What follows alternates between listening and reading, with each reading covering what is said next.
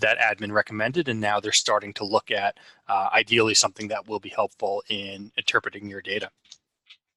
And then we'll look at some of the optimization tools. We'll look at 3 or 4 different tools or methods to improve the performance of the system, and we'll go through those. So let's just, like I said, dive in here. And at the very top, let's look at the high-level data flow. So you may have seen this slide deck before, or this slide specifically before. If you haven't, let me go through it. But what we'll be going over today is primarily the step 2 or section 2 or component 1, section 1 today. So with the data flow, the first step is that data collection, which is certainly critical to utilizing Sumo logic. The idea behind the data collection step is essentially your data is out there somewhere in the world. It might be on the internet, it might be on a private network, it might be on a private device, but somewhere this data is out there, and you want to start to use Sumo to help you understand what that data really means. And so with the data collection step is essentially taking that data and bringing it into Sumo and collecting that data from those sources so that you can start to utilize it and query it.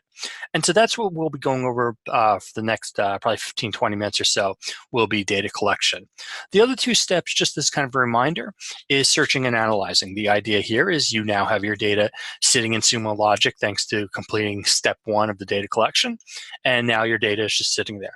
And so now you're going to start to use those searching and analyzing tools and operators to start to dig into your logs and your metrics or any type of data you have, and start to slice and dice it, if you will. Query it the way that makes sense to you, and using the operators to start to look at things like outliers or prediction trends. And as you probably are aware, there's a lot of operators in the environment. And then using those charts to help you understand what those operators are producing back to you. So doing aggregates, doing the mathematics, the counts, things like that, and then starting to present that on a chart so that you kind of get a visual component with that.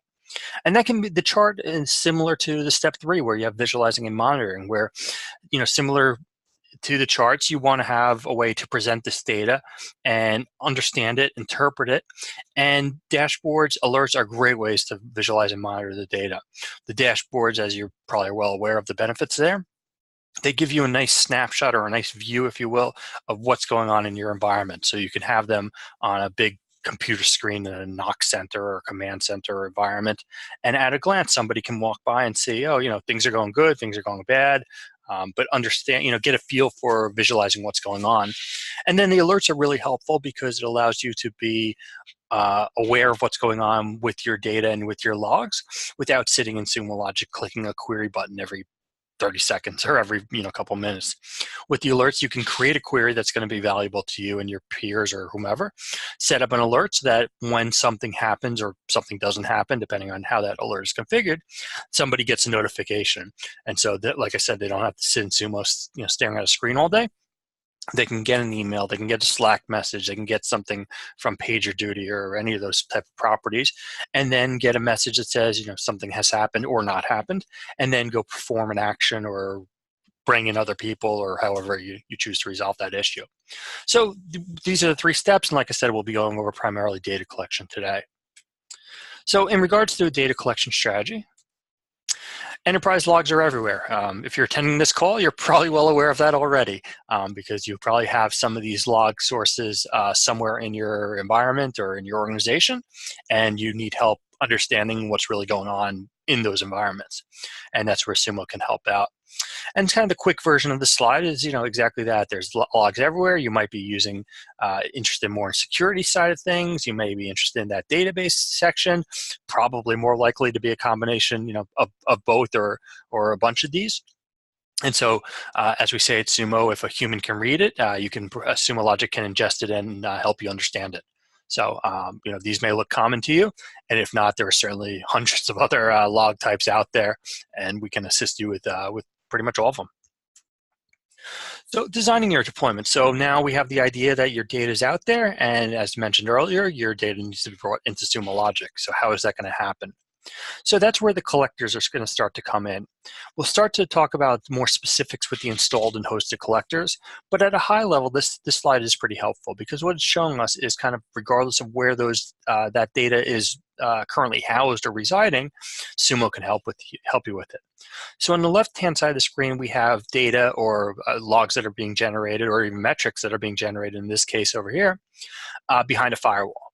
And so these machines are theoretically not accessible to the internet, and so that's why we're going to utilize the installed collector.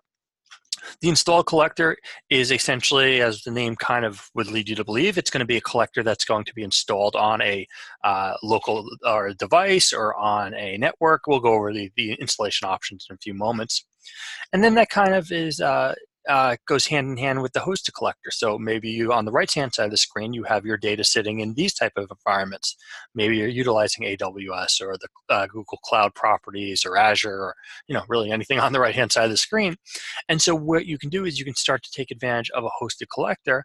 And since Sumo is built in the cloud, particularly the AWS environment, we can go ahead and provide easier mechanisms to bring that data into Sumo Logic and bypass actually installing a piece of software. So using HTTPS connections, we can help you with that. And we'll talk about that more specifically in a few moments, but this slide gives you a nice kind of overview of how Sumo can help you.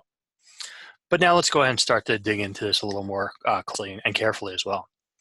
So the collector deployment options, essentially there's going to be 3 different flavors or types, if you will. On the far left, or on the left-hand side of the screen, we have hosted collectors. And as I was starting to describe with those AWS properties and those other cloud properties, that's where Sumo can help you. We can help you with both, of course, but this is one place where the hosted collectors can help you, excuse me. So what we have in here is that data sitting in the cloud somewhere. And essentially, you're going to utilize a hosted collector right here to communicate to Sumo Logic. So your data is going to be sitting out there in the cloud. You're going to use a mechanism that essentially tells the data, hey, go to Sumo. And then the data will be in our Sumo infrastructure. And then you can go ahead and start to query it and then do whatever you do with it. On the other side of the screen, we have the installed collectors. And this is going to be helpful for those places where you need to physically install a collector to communicate with devices that might be on your network or in your environment or in your infrastructure. And we'll talk about those more specifically in a few moments as well. But with the installed collector, you have 2 flavors. You have a centralized data collection version or flavor, if you will, and a local data collection. And the difference here is where the collector is going to be installed. So with the centralized data collection method, what you can do is you can install a collector somewhere in your environment, and then your devices or your applications or your data essentially will communicate with that collector. That collector will gather all your data and bring it into Sumo Logic. The other option is a local data collection, where you would end up installing the collector on multiple devices, and then all those devices would communicate with Sumo Logic and bring the data in. And we'll start to talk about in a moment here the pros and cons of all of these, but specifically centralized versus local data. So let's start to talk about those. So let's dive right in here to local data collection. So this is where we're going to start to talk about the couple of different methods regarding data collection. It looks like there might be a question. I'll go ahead and see if I can answer it right now. Let's see, where did my chat window go?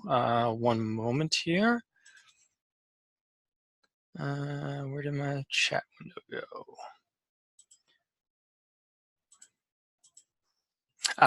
So the question is, if I update source on the collector, adding new source host, will that update the source file installed on the server? If I update this, I'm just new source host, will that update the source file installed on the server? Yes, it will. Yeah.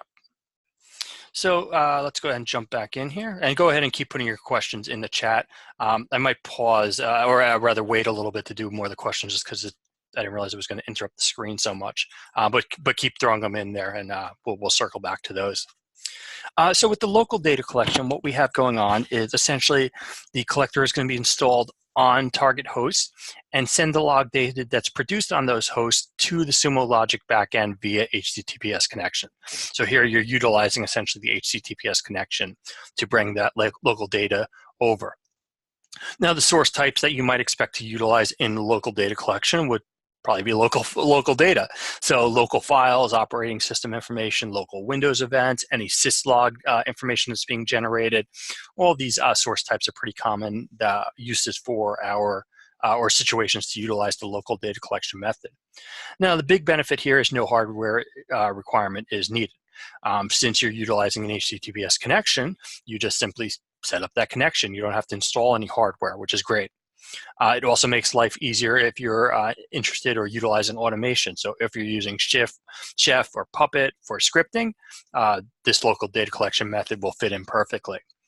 A couple of disadvantages here, or drawbacks, if you will, is that outbound internet access is going to be required. So since these devices or the source types are going to is going to communicate with Sumo Logic via the HTTPS connection, you do need to expose those and allow them to have outbound internet access, which can potentially open up a security hole, depending on the organization, depending on what you're actually sending. Just something to keep in mind, and that resource usage on the target would apply here. The most common scenario we see with these is, as it says there, customers with large amounts of servers, typically using some sort of orchestration like Chef or Puppet for that automation purpose, and pushing OS and application logs. But let's look at a couple other ones. So centralized data collection. What's happening here is the collector is going to be installed on a set or an individual dedicated machine, and then that log data from the target host will be brought essentially to that collector, and then that collector will communicate with the Sumo Logic backend to forward that data over to us. Now, the source types that we typically see here are the ones listed, so syslog information, Windows event information, but keep in mind, since this is going to be installed on a set of machines and then the data is going to be collected, remote Windows events would make more sense here, because local Windows events, you wouldn't really want to bring those in. You're trying to bring in the information from those other devices that are not connected to the internet. And that's one of the big benefits of the centralized data collection method, is that no outbound internet access is required. So you don't need to go ahead and expose all these devices to the internet, because you're essentially going to expose one device to the internet, and that device will communicate with all those other back-end log generating processes and bring that data in. So no outbound internet access is really helpful here, and you can leverage your existing logging infrastructure if you have one in place. Now, the problem here, or the drawback a little bit, is that scale, that dedicated hardware, and that complexity, and they all kind of tie together. The reason being is you essentially at this point will have one or multiple machines communicating with Sumo Logic, bringing in all your data. Now, the first portion that can be a drawback is scale. Let's say you grow by 10x. Now, that doesn't necessarily mean you're going to need 10x dedicated machines, but you potentially will need more. You need dedicated hardware because of the complexity that can result in failover. So the idea, let's say you have a single centralized data collection method that's grabbing all of your data in your environment and bringing it to Sumo Logic, and let's say that device goes down. What happens? Now, what happens by default is you're not bringing logs into Sumo Logic, and you're not losing those logs, but they're not being brought into Sumo Logic in real time. And so you do want to keep in mind that, if you do have one, what's going to happen in that failover case? Are you going to have an additional server that you stand up quickly, or one that fails over automatically? Just what's going to happen. And so it does add complexity there. Nothing that can't be overcome. Certainly, adding additional hardware for failover is, fairly common, but it's just something else you would need to keep in mind. Now, the centralized data collection method will really help, or is really common in the typical scenarios where the customers most commonly will have a Windows environment, or they have existing logging infrastructure. So they're generating logs via syslog or logstash from their on-prem data center. Now, the last method is cloud data collection.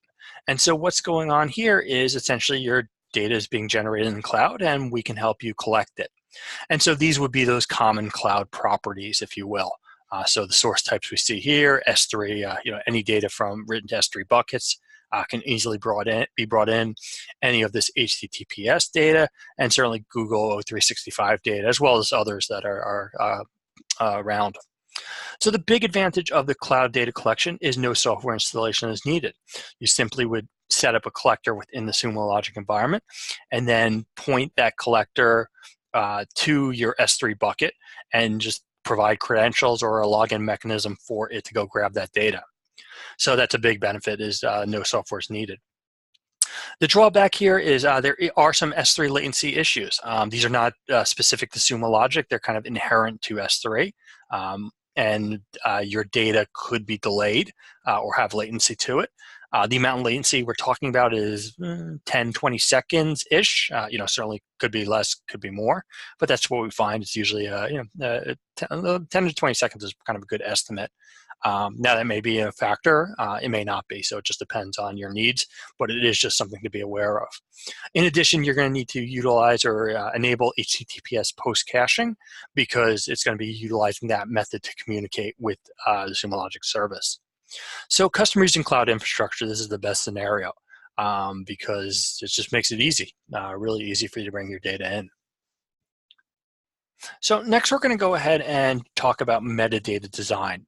So what we talked about previously was collection. So the idea you're starting to bring your data into Sumo Logic, which is certainly very important.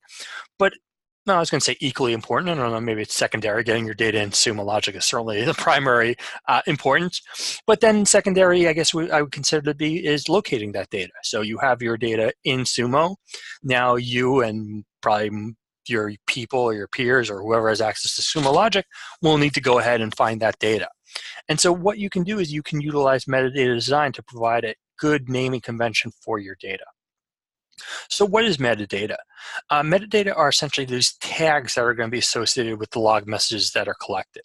Now, by default, some of these tags will be automatically applied, such as the name of the collector, the source host, the source name, pretty much these top four here.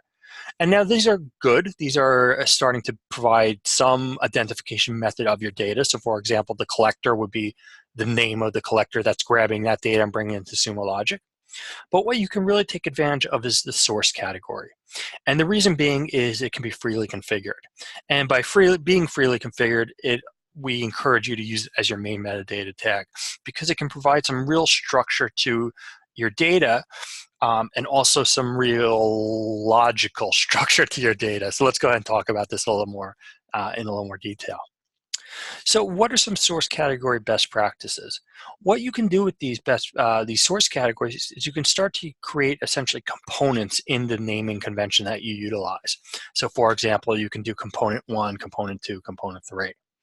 And what you can start to do is then create these different components and make it easier for your users to find their data.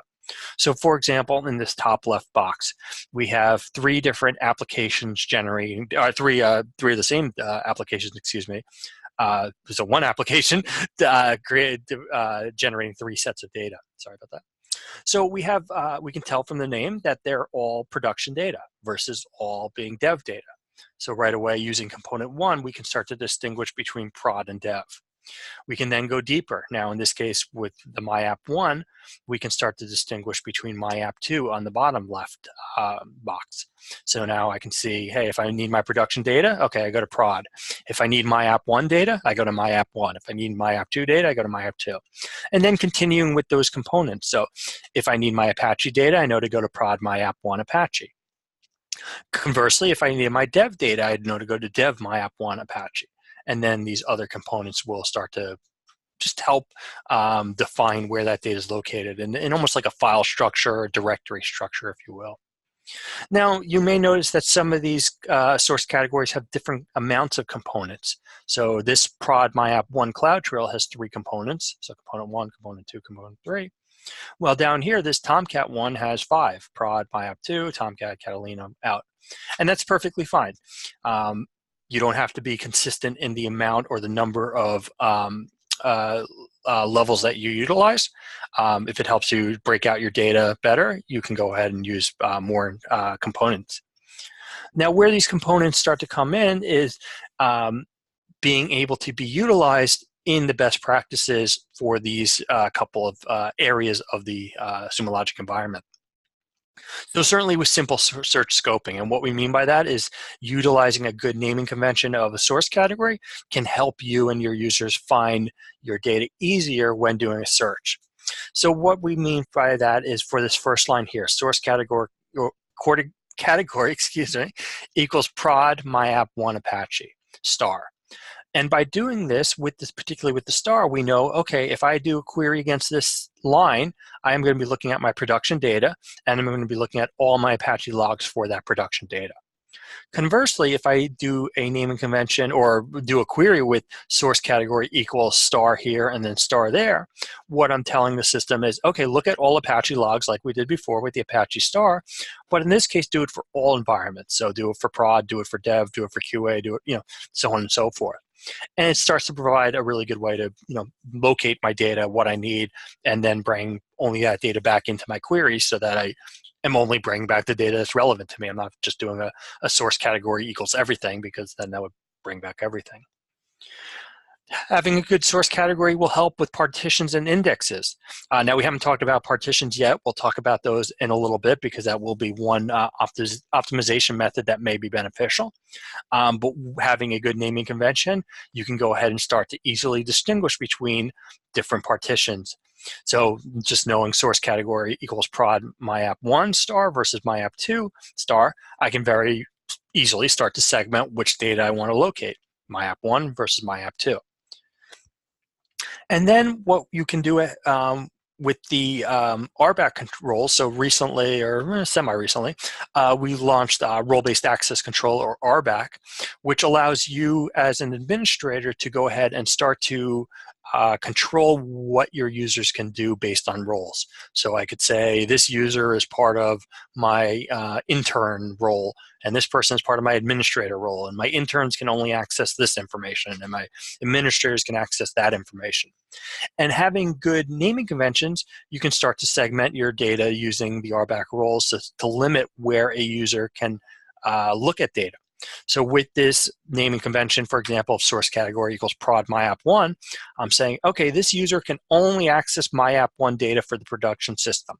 He can't access myapp2. He can't access dev, so he can't access dev myapp1 or myapp2.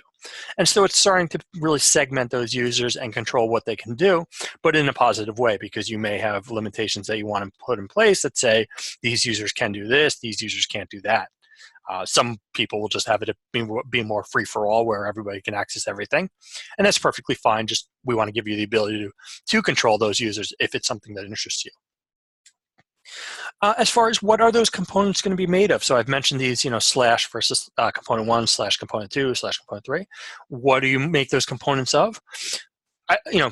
Essentially whatever you want, but we give you some recommendations that we've seen to be valuable and popular. So the first one, and these are no specific order, but the environment is a big one. So being able to segment your data from prod versus UAT versus dev versus QA versus whatever. Having these names, it just makes it easier.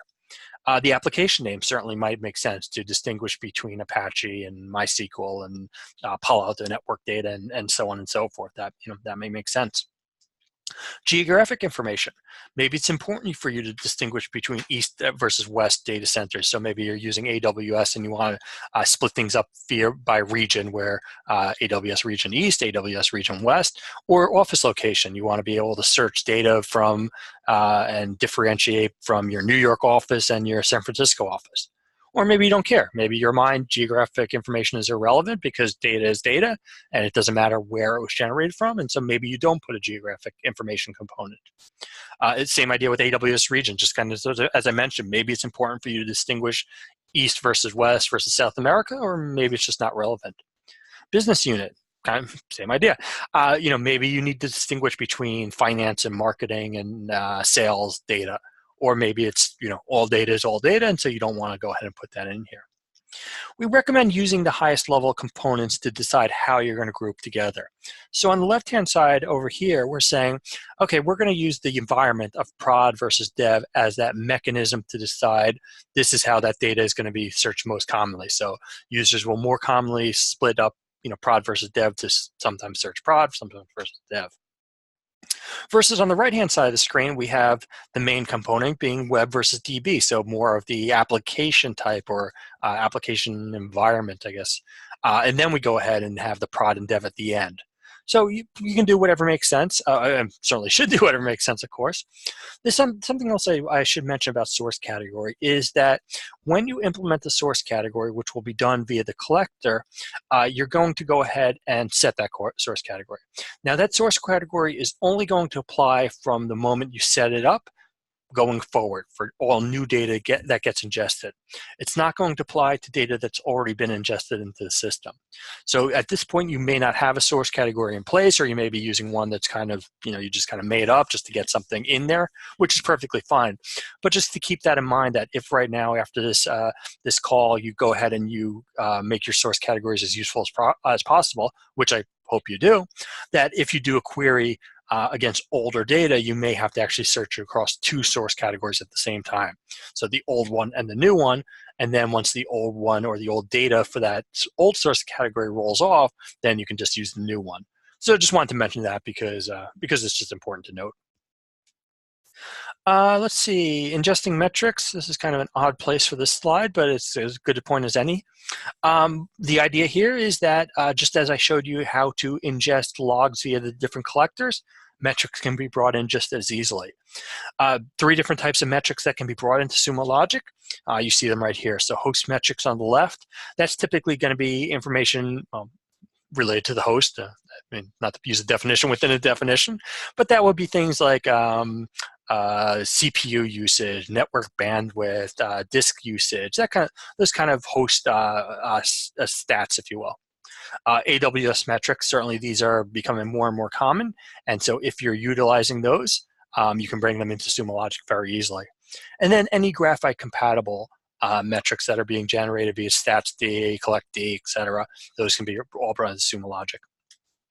I don't want to get bogged down on this slide too much, but the idea here is pretty similar to the way I showed the collectors taking place for the logs. Metrics work, like I said, pretty similar. On the far left, you might have all these different systems generating this data. So in this case, we have the collectd, statsd, this is all generating metrics. And then we're utilizing that collector to bring those metrics into Sumo Logic. We also have this kind of scenario up here where we have the statsd server kind of outside the network or outside the container, generating that data via Graphite, and then that data is being brought in via the collector over here. And then the third option, as I mentioned earlier and a couple times, was those AWS metrics that are being generated. They exist in the cloud, and so basically you can go cloud to cloud. You don't need to install that collector. You can just point your data to us, and makes it very easy. Cool. Let's see. Let's go into content sharing.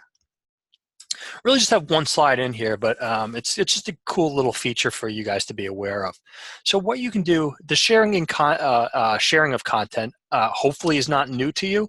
Ideally, you've attended both level 1 and level 2 prior to today and have seen examples of that, and ideally, hopefully, you've even gone through labs to share content. So that I hope you're comfortable doing it, and do, because it's really beneficial. But what I wanted to introduce today is this admin recommended bucket, if you will. And what this is going to allow you to do, I mean, as it says, call attention to content, but in that, it makes it really easy for your users to find a place to start digging into content. Because when, as I said earlier, they first get into the system, they may not know where to go, how to write a query. The system can be a bit overwhelming at first, but what this provides you really the ability to do is to give your content the label or the bucket of admin recommended, and that way they can know to go, hey, I've logged in for the first time, let's see what the admin is recommending I check out. And then they can go in there and they can check out some dashboards, some queries, whatever you or your team or your organization has put in there, and it provides them just a really good starting point.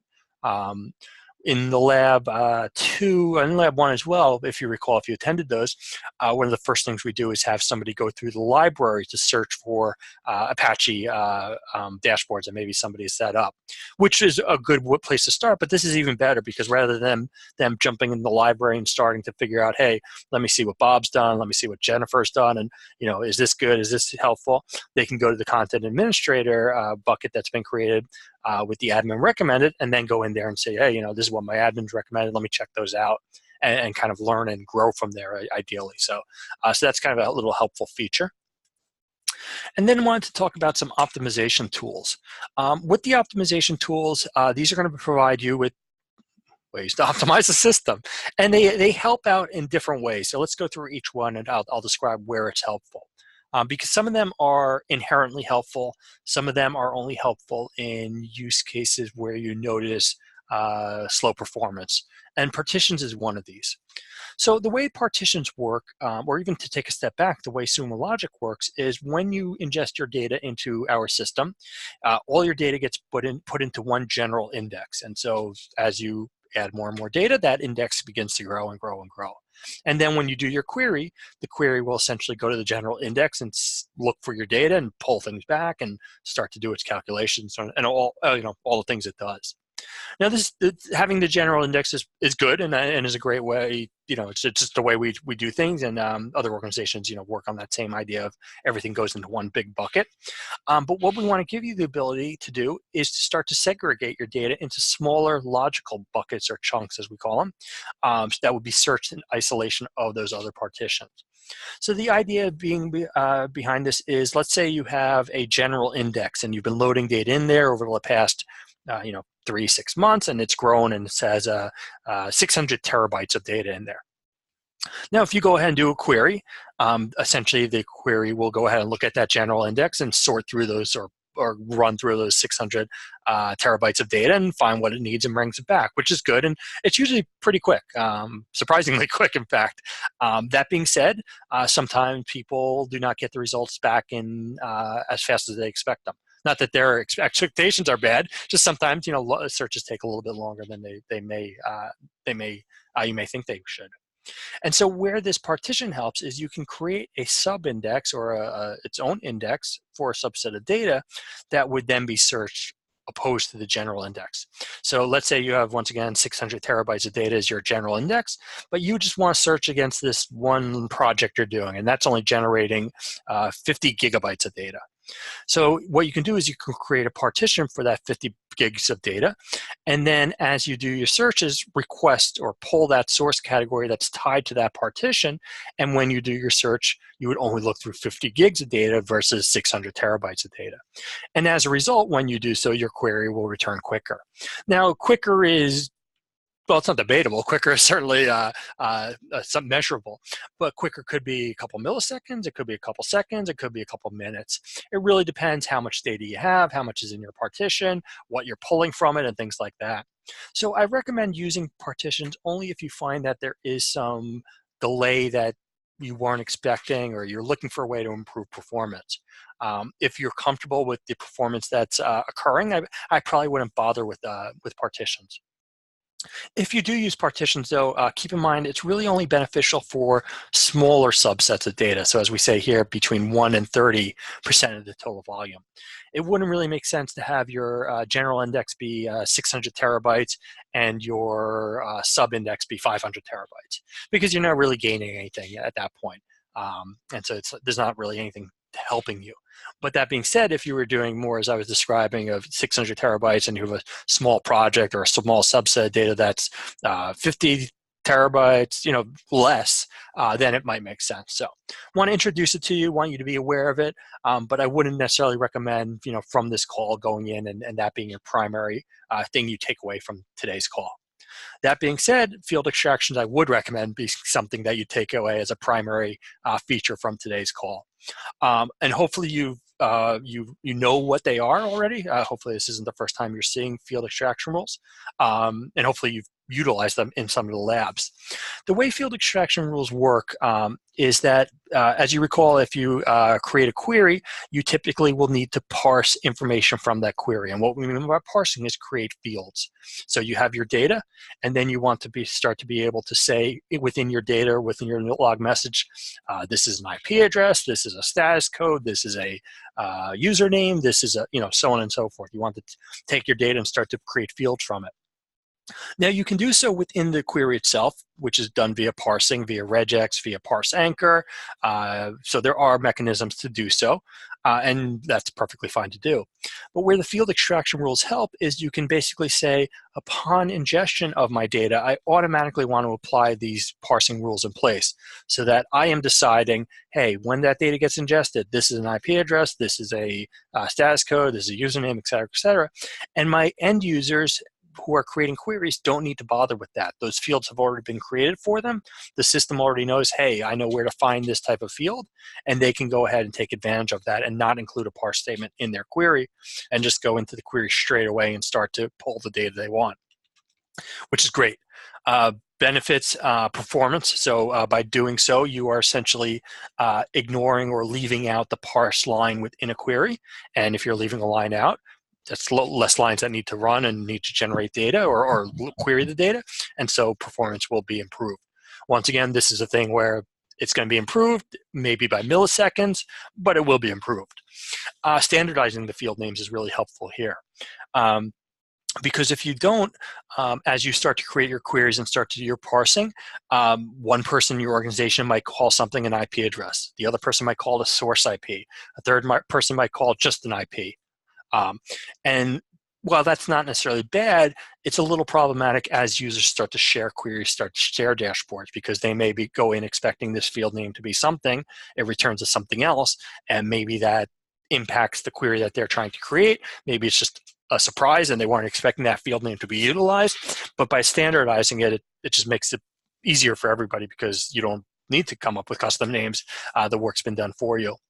And then the simplified searches components of it is because very simply, since you don't have to have the parse statement in your query, that's one less line you need to create. It's one less line for somebody to mess up, one less line for typos.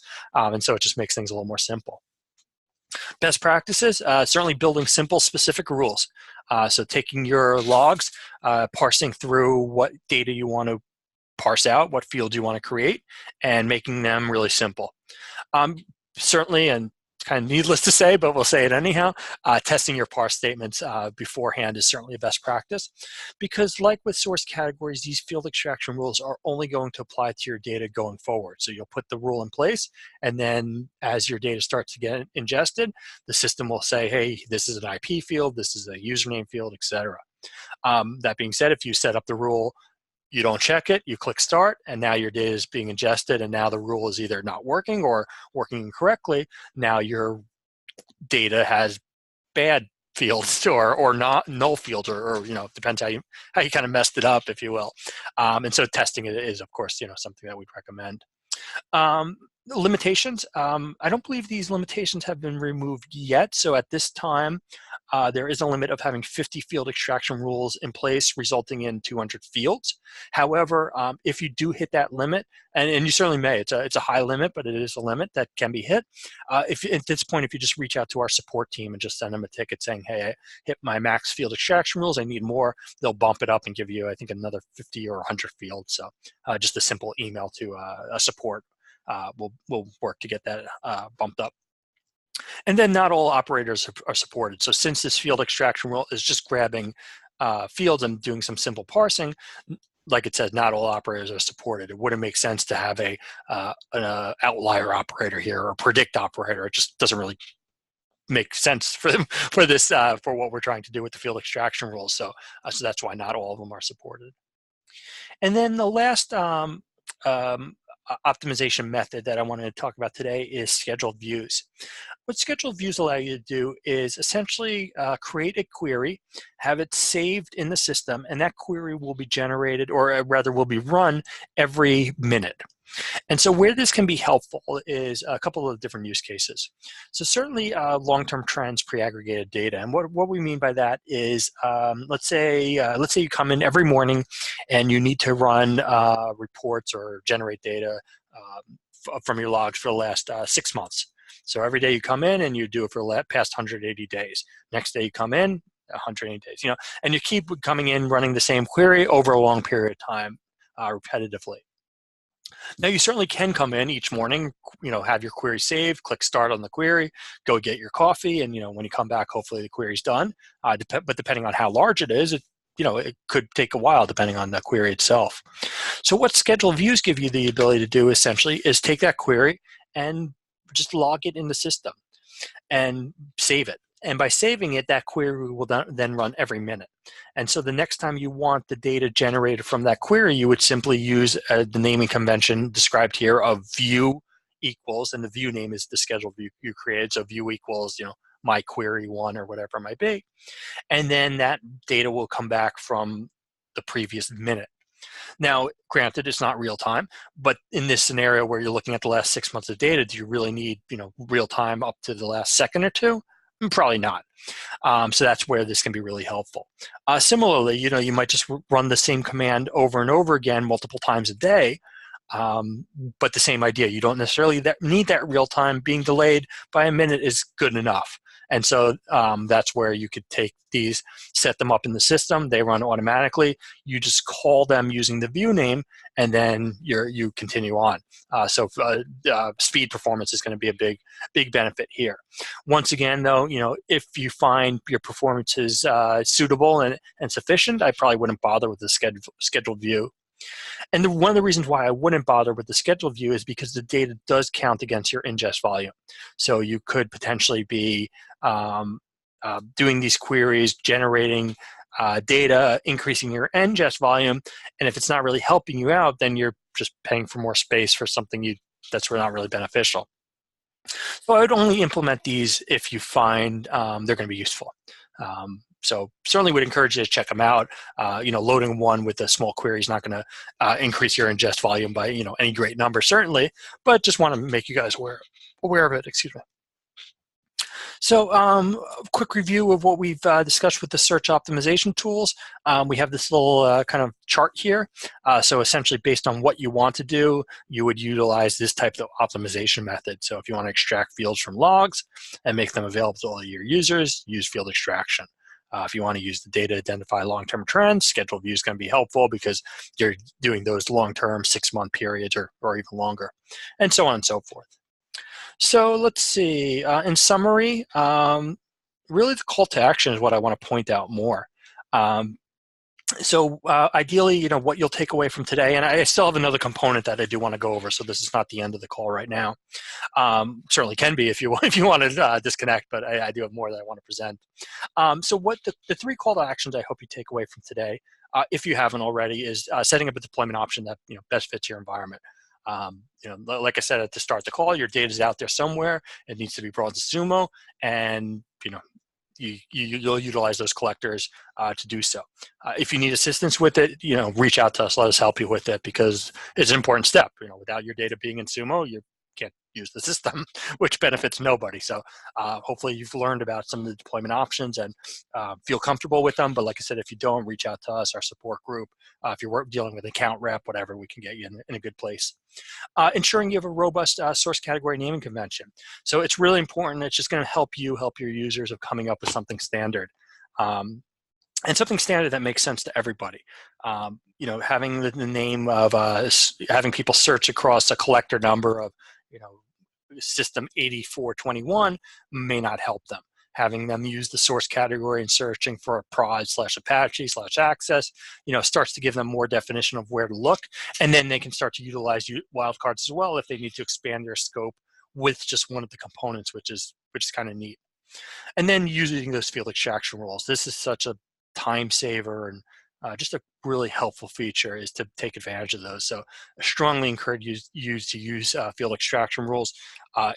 Same idea. If you have questions about them, let us know because it's only going to help you and make the experience much better for your users. So what I wanted to jump into next, and if there's any questions, feel free to throw them in the chat, but while I'll get the next portion set up, is I wanted to do a run through of the administrative console itself. So what I've been talking about today are the administrative features that can be set up, getting Sumo configured, setting up the source categories, all the deployment collectors, things like that we chatted about. But I also want to go over the administrative features you have within the app itself. So I have a slide deck. So let me go through this. It's pretty straightforward, but I think it's going to be helpful. So let's go ahead and dive in here. So this slide deck will go for about another 15 minutes or so. Just in case you're looking at the clock. So Sumo Logic administration, what are we going to be talking about over the next few minutes are these 4 topics. So overview and data management, security settings, user and role management. I alluded to RBAC a little bit earlier, but I just want to make sure you're aware of it and can see some of the features. And then taking advantage of apps, specifically apps that will help an administrator, not just your regular users. So from an overview and data management system, these, and I should mention, these screenshots I have are just straight from the administrative console. So hopefully they look somewhat familiar to you already. If not, this is a good introduction to what we have available to you and what you can do. So the first one is an account overview. Very simply, it's going to give you an overview of your account, show you information about your billing period, about your plan size, how much you purchased, how much you're ingesting, those type of things. Very high level, and we'll actually encourage you to utilize the data volume app, which I'll talk about in a second, to actually get this information. So this information is good in a snapshot, but it's not great. And I'll show you a better way to get that data. So as I just mentioned, data volume, using the data volume app is going to be a better way to generate that data.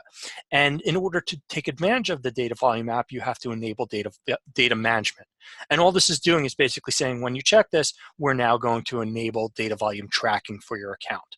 And I'll show you, wait a little bit towards the end when we get to the apps to show you the reports and things like that that you can take advantage of. It looks like there's a question. I'll go ahead and try to grab it right now, just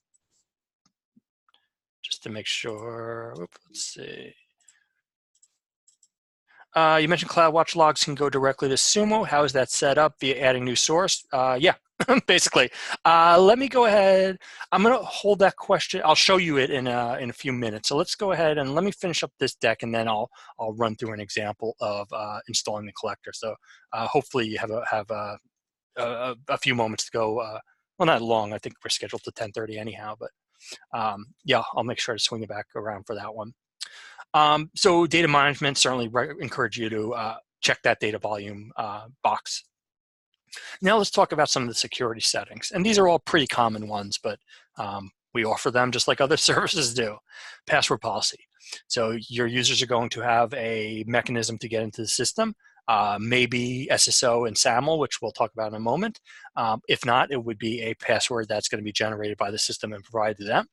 And so you have some controls over those policies and how that password is utilized. So you have a wide variety of options. When does the password expire? How often can you reuse it? Things like that. If you don't, certainly if you do have a password or a security policy in place, we would encourage you to mimic it here. If you don't, encourage you to probably take the default and then customize as you feel appropriate. One other option you have in here is two-step verification. So what you can do is you can make two-step verification required for all your users. By default, it will be optional, and your end users can actually enable it for themselves if they want to. But this gives you the control to do it for everybody. The next option, service whitelisting settings. So what this is going to allow you to do is whitelist either IP addresses or CIDR ranges, which are grouped IP addresses, and you can whitelist them in two different ways. The first way is whitelisting them via, or giving the whitelist access to the login and API information, or not information, but tools, or however you want to describe it. And so by doing this, what this means is if you've entered an IP address or a CIDR range, if the user is part of that IP address or CIDR range, if this is checked and if the IP address is in here, they can only log in from those destinations. So if you whitelist your New York office and your Chicago office, and somebody tries to log in from California, they won't be able to. Same idea with the API. Maybe you lock it down to those offices, and somebody outside those offices tries to log in, they're going to get blocked. Now, you don't have to implement these. If you want to leave this open and anybody in the world can log in or use the API, you certainly can. But some people find that a little bit of security hole or breach, and so we want to make sure that we account for it and give you those controls to lock that down tighter if that's important to you. And then let's see, dashboard whitelist. So what this is going to let you do is share dashboards with people that belong to the IP addresses or CIDR ranges that you've mentioned without logging in. So if this is enabled, what I can do is share a dashboard with somebody else in the world that's coming from that IP. And so I could say, if they're coming from, once again, my New York office, my Chicago office, or my vendor in California, okay, they can access that dashboard. Let's see, that's about it for that. Access keys. So what access keys and access IDs go together with is providing an authentication method that's outside of using a username and password. So where this is helpful, the two places that come to mind are setting up a collector and utilizing the API. And the reason being is, even for both of them, the same kind of problem arises is, do you want your end users to use their username, which typically will be the email address, and their password to log in, or would you prefer them to use the key and ID combination? And the benefit of the key ID is that there's not a username and password applied. So if you set up a collector and you use an access and ID and key, you don't need to worry about, hey, if that user changes their password, if they leave the organization, whatever, you have the key and ID in place. And so certainly would, it's just another authentication method that provides security, which is always on top of mind. Policies. So these are looking at 3 different policies. The first one is auditing. By enabling this, you can audit your records. And what that means is you can start to provide a trail and tracking of what your users do. So if you enable this, you can go see, hey, Bob, created this search on this day and deleted this search on that day and add this user here, and those type of things, which are important and certainly would encourage you to do so. Enabling the auditing. It's off by default, and we often have customers that will come to us and say, hey, we had a security event last week. I want to see what Bob and Jennifer were doing in the system. And if you aren't auditing, we can't help you too much. So strongly would encourage you to enable this. And then, if you ever need to use it, it's been logging those activities for you. Support account access. This is helpful for our support team. What this allows them to do is essentially look and access your account in the same way you would. So using the UI and seeing the searches you've created and everything your organization has done. And it's really helpful for troubleshooting. If you reach out to our support team, they'll ask you to enable this so that you can go ahead and look in at your account. If you want to leave it off, that's fine, but just keep in mind where it's located and how to turn it on, because you may need to turn it on if you do reach out to support. And then sharing dashboards outside the org. So if this is enabled, your users can share the dashboard with view-only privileges to people outside the org, keeping in mind the whitelisting would kind of override this. So you could say that they could share with anyone outside the org in the world, but then if you have the whitelist, then that could segment it to only sharing outside the org with people coming from Chicago or New York or San Francisco or wherever IPs or CIDRs you put in. And then SAML. If you're using SAML, single sign-on, please use it in our environment. It makes your users' lives a lot easier. So strongly encourage that use.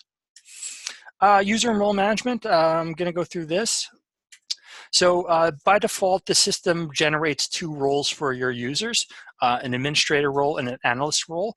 Administrator role is administrative control, so managing users, roles, managing collectors, things like that. And the analyst role is, as you might suspect, focused more around the data access, not around user or collector management.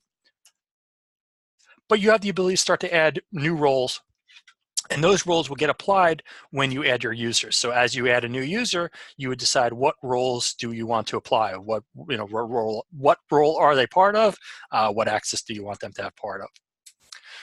And these are the different capabilities that exist that you can create or tie to your roles. So as you see here, do you want someone to manage connections? Do you want them to manage collectors? Do you want them to view collectors? So on and so forth. So wide variety of access that somebody can or cannot have, just depending on how much control you want them to have within the environment. The search filter, I alluded to this when we were discussing source category, but this is where you can say, okay, I want my Apache users, or in this case, I've created an Apache only role. I only want them to be able to access this source category of Labs Apache. If they try to access Labs Palo Alto Network, they're going to fail. In this case, if they try to access production Apache, they're going to fail. They only can access Labs Apache. Now, they can access Labs Apache access, Labs Apache error, but it's locked down to that source category, which may be important for you to lock down somebody to not view all your data, or you might want it to be more of a free-for-all with that. Anybody that has Sumo Logic access can access anything. Once again, we want to give you those controls. Whether or not you utilize them, totally up to you, but at least you're aware of what they are and where they take impact. And then apps. So hopefully you're somewhat familiar with the concept of apps by this point, where you can go ahead and utilize these for some of the popular sources of data that are out there. So we have apps for the top 50, 75 more popular sets of data. Now, I'd encourage you to use apps, but this conversation is not around those apps that we've discussed previously, such as the Apache app, the AWS app, all those. The apps I'm referring to are the ones that I showed you how to enable, which is data volume and audit. And very simply, they're going to provide you that information in an app field. So let's see, do I have any setup in here? Let's see. Oh, good, I do. So with the audit app, what it's going to show me, and I assume you can probably guess what it's going to show me, but I'll confirm those suspicions, is it's going to show me information about what's going on within my environment associated with, in this case, account management. So here I see the admin activities over time. This many access keys have been created, this data forwarding, role operation, just a bunch of information that might be relevant to an audit person. Here's a good one: user activity logging credentials. So what this is showing me is last successful logins, where physically in the world people logged in, password modification attempts, all kinds of just good audit stuff that's going to be helpful for somebody that might be interested in that information. Then the other app I want to show, which I alluded to, is data volume. Now, the app, it's going to show data volume. I don't think that's a big surprise, but it's going to show it in a way that's going to be helpful as well. So what this is really going to be useful for, and where this is commonly used, is many customers will come to us and say, hey, I'm ingesting this much data.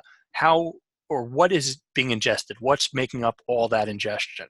And what we tell them is, all right, go look at the app essentially, because the system is going to tell you. So what we can see here is, for example, with the data volume, we see the top 5 collectors over the last 24 hours is Google Cloud Property or Platform here, Akamai, Apache. Then we see the metrics, the amount broken out by source category, and then these all start to get more granular. So if I want to look specifically at logs, now what I can start to see are trends. So it's going to take a few moments to load. But what it's showing us is any ingest spikes, data ingest trend. Now the trend is going to be pretty flat because this is a lab or a test or really demo environment. So we don't really have many spikes. It's pretty flat and level. But we see here some data ingest outliers, just more data.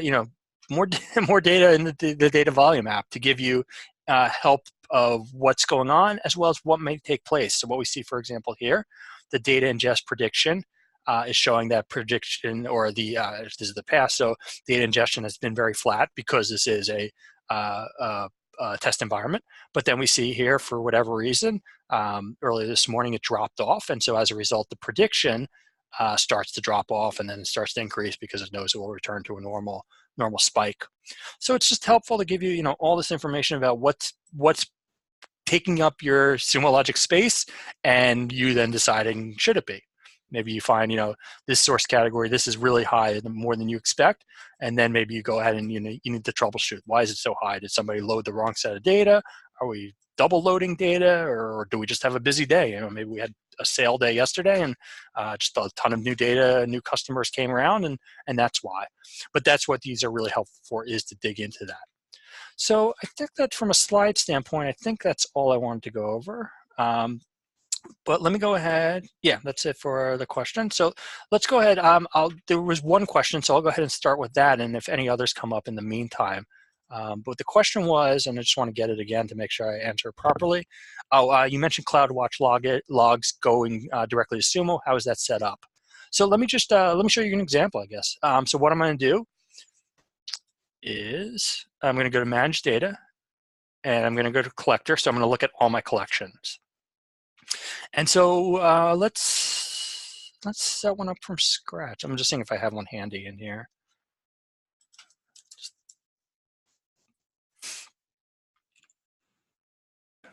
Oh, actually, I have one set up already. So, but you know what? Let me go through the steps. It's fast. It's easy. So to set it up, I'm going to add a collector. And what type of collector am I going to utilize? I'm going to use a hosted collector because the data is hosted in the cloud. Even the little icon shows the little cloud. So I'm going to click that. I'm just going to go ahead and give the collector a name. So this is saying this is going to be that tool, that mechanism to grab those logs. What do I want to call it? And so I'd certainly want to call it something that makes sense. So AWS CloudWatch test.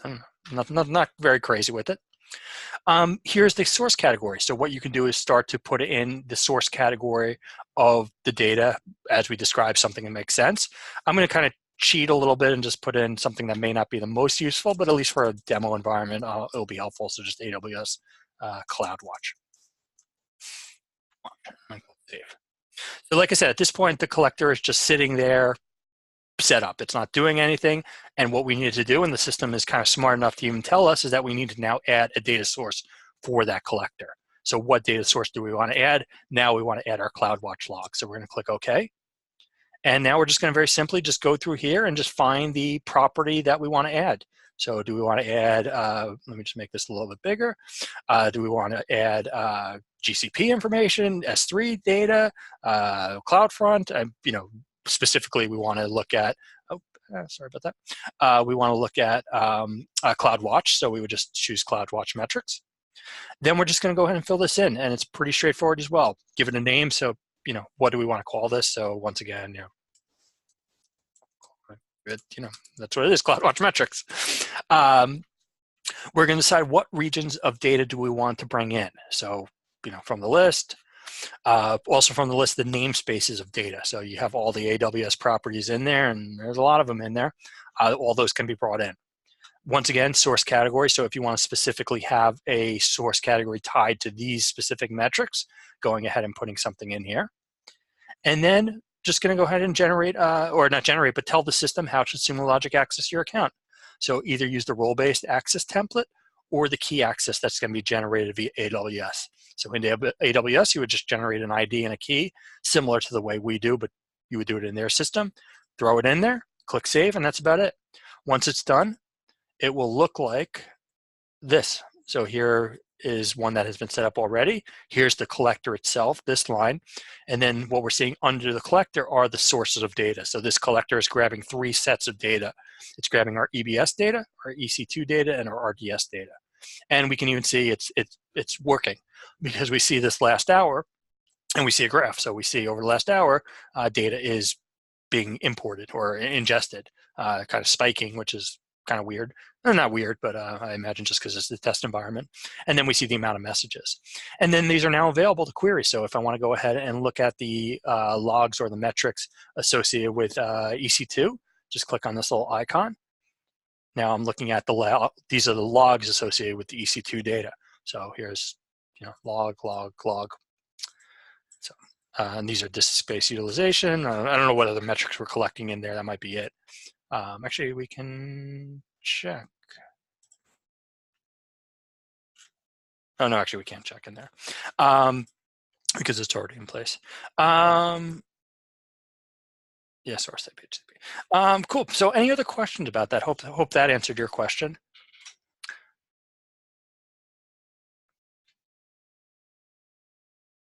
Okay, great. Then thank you for attending today. Hopefully you learned something new.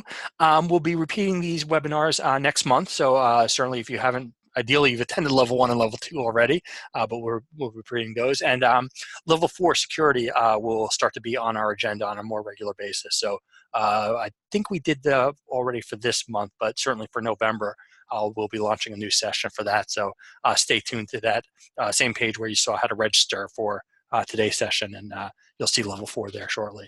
So thanks again, and enjoy using Sumo. Take care, everybody.